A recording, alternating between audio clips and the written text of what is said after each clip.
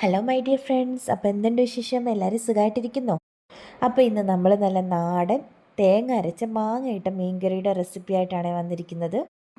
നമ്മൾ ഇന്ന് 1/2 കിലോ ചാളയാണ് എടുത്തിട്ടുള്ളത്. ഇതുപോലെ തന്നെ നമുക്ക് അയിലയോ മങ്കടയൊക്കെ ഇതുപോലെ മാങ്ങയിട്ട് വെക്കാം. അപ്പോൾ ഇതിന് നമുക്ക് അരമുറി തേങ്ങ ചിരകിയതും അതിലേക്ക് 3-4 ചുവന്നുള്ളിയും ഒരു ചെറു കഷ്ണം വെളുത്തുള്ളിയും ഒരു ചെറിയ കഷ്ണം ഇഞ്ചിയും നമുക്ക് ആഡ് ചെയ്ത് കൊടുക്കാം. 1 ടേബിൾ സ്പൂൺ മുളക് പൊടിയും 1 ടേബിൾ സ്പൂൺ മല്ലിപ്പൊടിയും ഒരു ലേശം മഞ്ഞൾപ്പൊടിയും ചേർത്തിട്ട് നമുക്ക് വെള്ളം കുറേച്ച് ചേർത്ത് അരച്ചെടുക്കാവേ. ഒരുപാട് വെള്ളം ചേർത്ത് ആദ്യമേ അരച്ച് കഴിഞ്ഞാൽ ഇതൊരു കൊത്തനും പീരയും പോലെ കിടക്കും. അപ്പോൾ നമ്മൾ നല്ല ഫൈനായിട്ട് അരച്ചെടുക്കണം. അപ്പോൾ ഞാനാണെങ്കിൽ ഇവിടെ പുളിയില്ലാത്ത ഒരു 1.5 മാങ്ങ എടുത്തിട്ടുണ്ട്. വലിയ പുളി ഇല്ലാത്തതുകൊണ്ടാണ് ഞാൻ 1.5 മാങ്ങ എടുത്തത്. നല്ല പുളിയുള്ള മാങ്ങയാണെങ്കിൽ 1 മാങ്ങ എടുത്താൽ മതി നിങ്ങളുടെ പുളിക്കനുസരിച്ച്.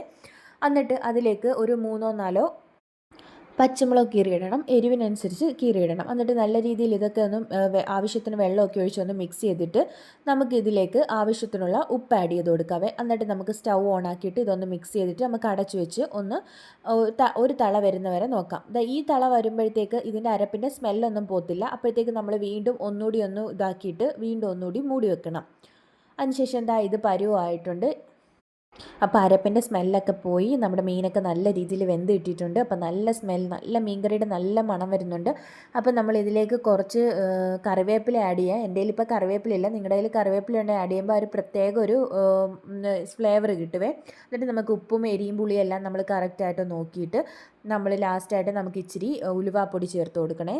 ഉലുവാപ്പൊടിയും ലേശം പച്ച വെളിച്ചെണ്ണയും കൂടി ഇതിനകത്തോട്ട് അപ്പോഴത്തേക്ക് നല്ല ടേസ്റ്റ് ഇരട്ടിക്കുകയും. അപ്പോൾ എല്ലാവരും ട്രൈ ചെയ്യണം. താങ്ക്